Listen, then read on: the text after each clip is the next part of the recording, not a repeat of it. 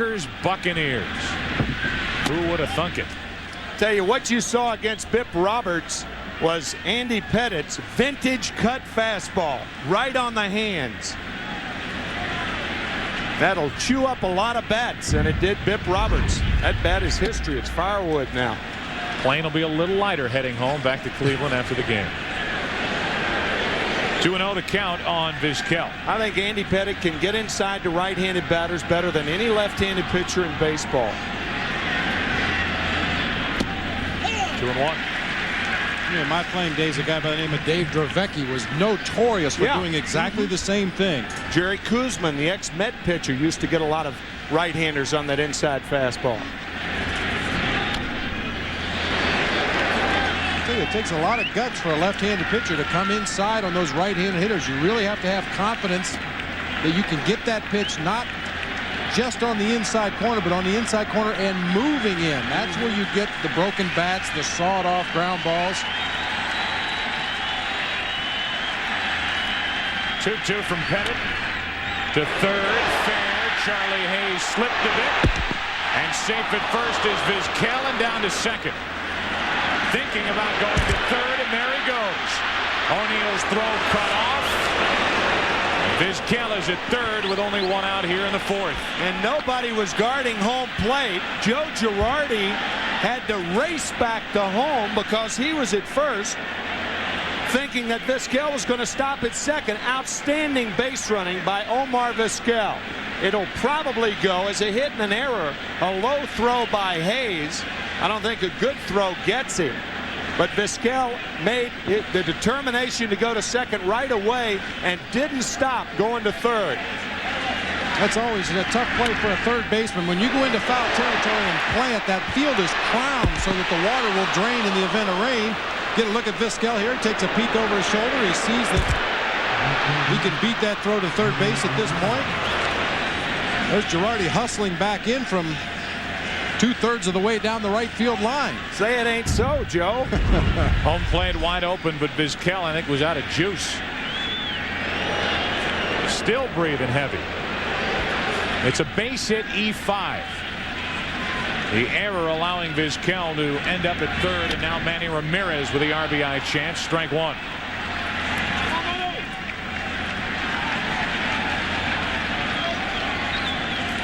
Two out of 6 in this series, and a chance to put the Indians on the board here in the fourth inning.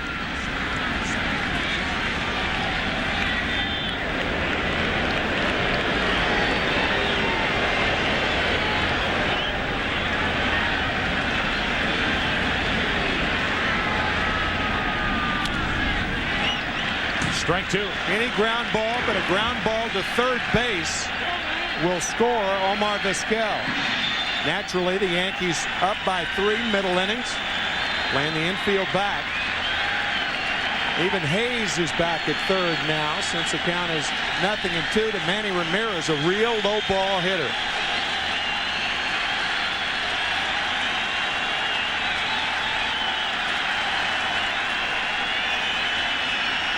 First run of the night for the Indians, 90 feet away, but the 0-2 to Ramirez.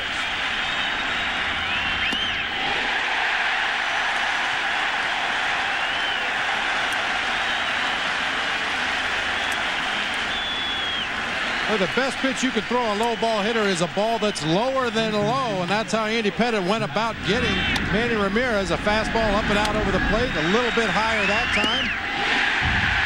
And then throws the breaking ball down and in. That was close to that happy zone, but the ball was moving down. Ramirez swung right over the top of it. 3 strikeouts and a perfect time for the third of the night for Andy Pettitte. Here's Matt Williams. Vizquel dancing around at third, so Pettitte steps off.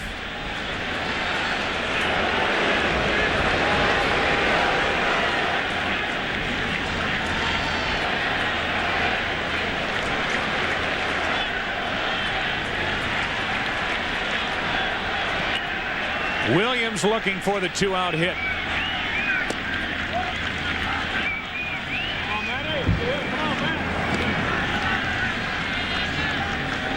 Andy gets in trouble. You know where he goes. Inside to right-handers. Last 4 pitches have been inside. 3 to Ramirez, the first one that missed to Williams.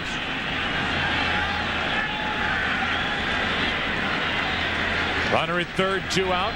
3-0 New York and 2-0. David Justice would follow.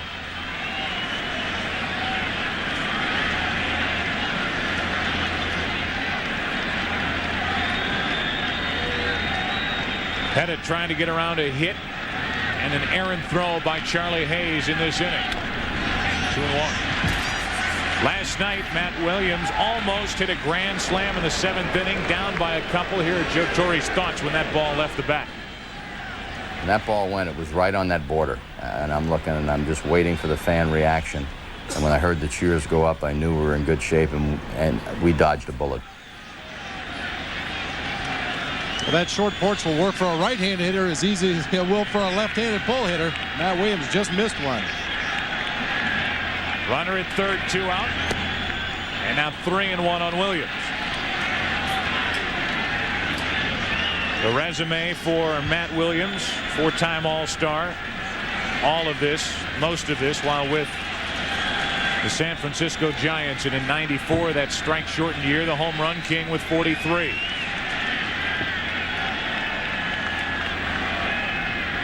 Vizquel at third with 2 out. Full count. I was a member of the Giants coaching staff that year when Matt Williams was chasing Roger Maris's single-season home run record before the season was interrupted, and I truly believe he had a legitimate chance that year. Even when he was slumping average-wise, he was still getting his home runs. I mean, the season ended August 12th that year. Had 7 weeks to do it. He's just looking for a little old single here in the 4th inning. Runner at third, 2 out.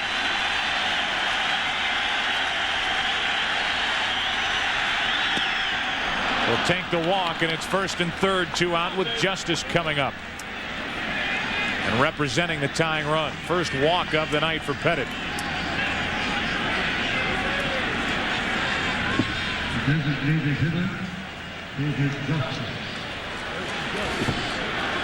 David Justice, who had a couple of good swings against Pettitte back in the 2nd, ended up grounding out to 3rd on a good play by Charlie Hayes. Has a chance with runners at the corners here in the 4th inning, and his team down by 3.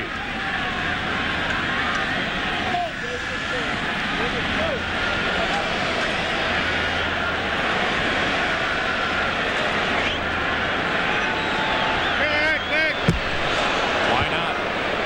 Maybe you can catch Williams napping, but you know Matt well, it's not easy to find him at a time when his head's not in this game. Well, he's always paying attention, but as I mentioned earlier, Andy Pettitte picks off guys that have no intention of running. The move is that deceptive.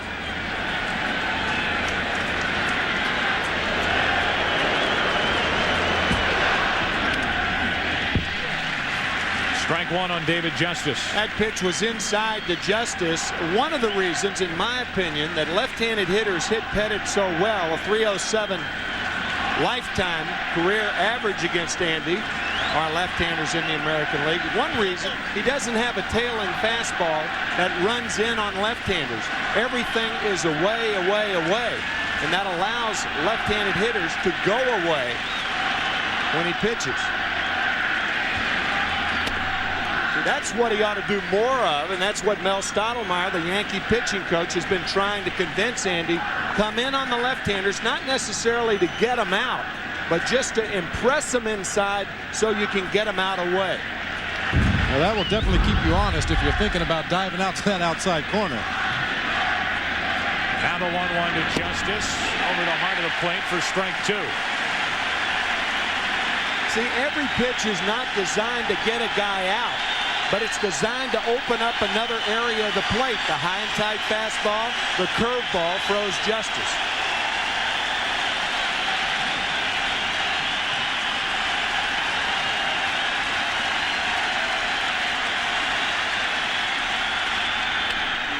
Into right field for a 2-out hit. Vizquel scores.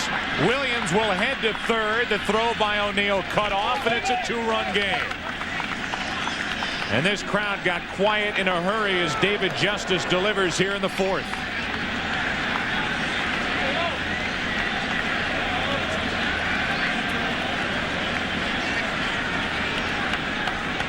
Justice hits a good fastball, middle of the plate in, but as Tim mentioned, no movement back into the hitter. That ball stayed out over the plate. I think O'Neill was caught by surprise. Matt Williams advancing from first to third. Looked like it. Paul O'Neill, usually a very aggressive outfielder, very strong throwing arm, but Williams ran right in his face and made it to third base easily. Now Alomar with the tying runs on. First and third, 2 out. And Justice late getting back.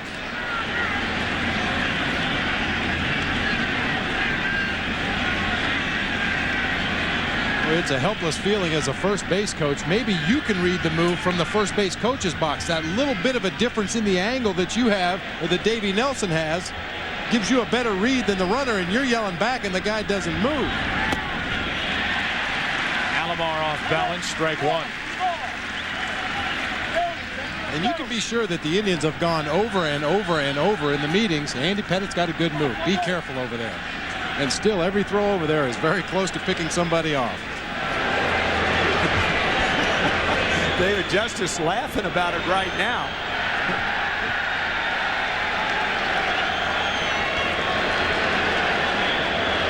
Indians down by 2, 2 on, 2 out. Alomar into center field. It's a 1-run game. Williams scores. It's 3-2 New York. Back-to-back 2-out RBI hits by Justice and Alomar, and the Indians putting it together here in the 4th inning. A lot of people think that every ball hit hard is a mistake by a pitcher. That's not true. Hitters hit good pitches too. They just hit them less often. But that pitch to Alomar was the real first mistake by Pettitte in the ball game. That ball right up around the letters. And Sandy Alomar never met a fastball up around the letters that he didn't like.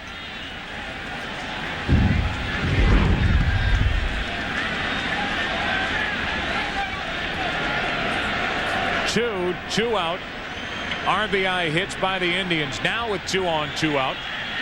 The dangerous Jim Thome. Already chronicled all the problems Pettitte has with left-handed hitters. 2 on, 2 out. The Indians have a man at the plate who this season hit 40 home runs.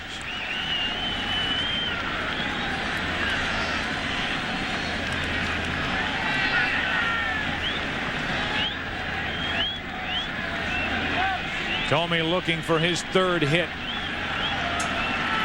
of this division series.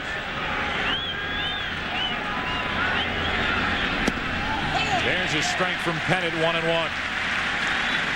If you are just joining us from other networks here at 9:30 Eastern, you know where you've been. The Yankees got 3 runs in the 1st inning. The Indians making it a game now with 2 in the 4th. RBI hits by Justice and Alomar. Thome trying to get in on the fun. Out in front, 2-1. Joe Girardi with a couple of nice blocks on balls in the dirt here during the course of this at bat to Jim Thome.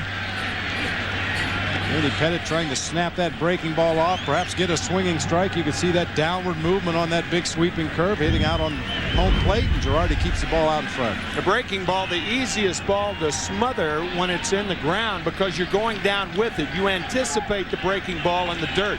It's the fastball that often skips by catchers. 2 on, 2 out. Pettitte behind Thome. 2-1. Up the middle and through. Here comes Justice. There'll be no throw, and it's a tie game in the 4th inning. Hits by Justice, Alomar, and Thome. And the 3-run Yankee lead is gone.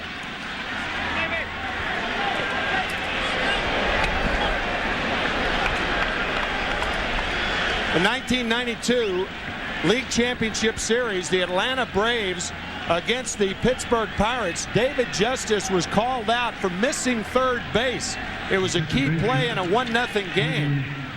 And it appeared to me that he came very close to missing it, even though he did touch the bag. No appeal play. David not forgetting that play at 3rd base when he skipped over the bag at Fulton County Stadium. They put him out there for a reason. You might as well step on him. That's right. 2 on, 2 out. Tony Fernandez with a chance to give Cleveland a 4th inning lead.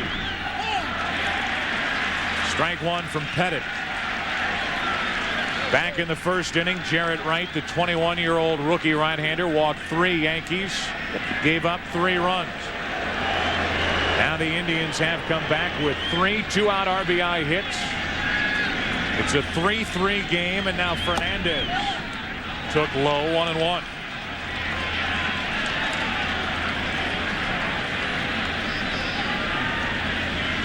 Highest batting average, American League leaders against left-handed pitchers. One of the reasons that Tony Fernandez is in that Cleveland lineup tonight. Facing the lefty Pettitte. And the little fly ball down the right field line is out of play. 1-2.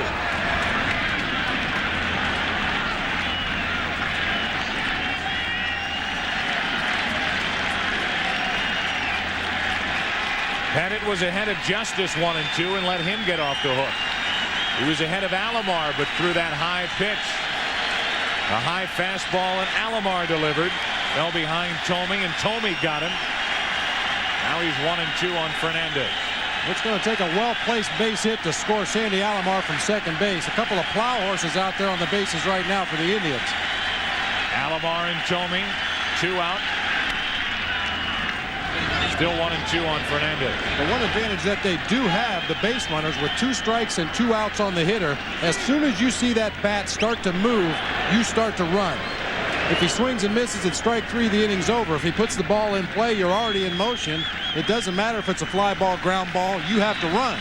A lot of times with 2 outs and a runner on at second base, you'll see the third base coach flash 2-2. It means 2 strikes, 2 outs. Get the extra step and a half from second base.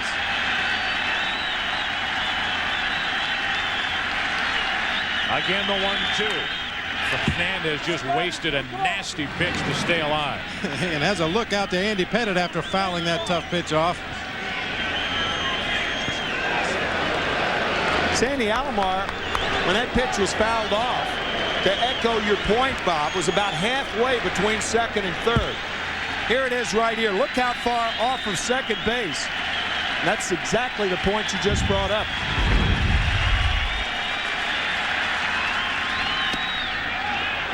Two and 2 now on Fernandez.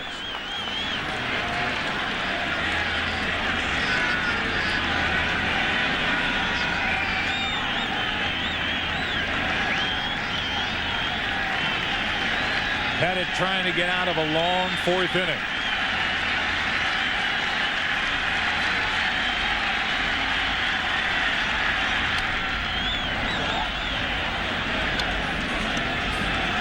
The night for Andy Pettitte, no problems through the first 3 innings.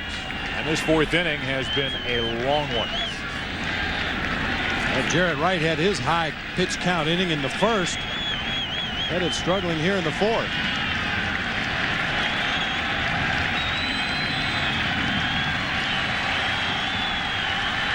2 on, 2 out. 2-2 to count. Well hit to left field. Curtis stumbling all around over his head. Up against the wall. Alomar scores. Here comes Tomey. The relay is too late. The throw gets away not far enough, and it's 5-3 Indians in the 4th.